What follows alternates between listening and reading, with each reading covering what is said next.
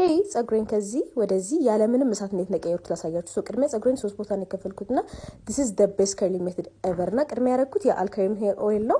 ከዛ እሱን አድርጌ ሳበጥረው ጸጉሬ እንዴት ሻይን እንዳደረገው this looks so good እና እንዴት እንዳለሰለሰልኝ ማለት ነው። ከዛ በካልሲ አድርጌ ወደ ውስጥ ያደረኩኝ እስከ ላይ ድረስ ነው በደንብ ተቀለልኩት። ከዛ በጸጉር ማስያዣ በደንብ ሴኩር አደረኩት። ይሄ አልካሪም ኦይል ማለት ነው ውስጡ ብዙ አይነት የሮዝመሪ የቁርንፉድ ሂቢስከስ በጣም ብዙ ነገር ነው ያለውና በጸጉር ለማሳደግ ክሎን እንዴት መሰላችሁ ኢፌክቲቭ የሚሆነው ስትጠቀሙት ማታ ማታ እንደዚህ ያደርጋችሁ ተዘቅዘቃችሁ በደንብ ጸጉራችሁን ማሳጅ ብታደርጉበት በረም ነው ጸጉራችሁን የሚያሳድጉላችሁና ለተሰባበረ ለገባ ጸጉር ራሱ በጣም ቆንጆ ፕሮዳክት ነው።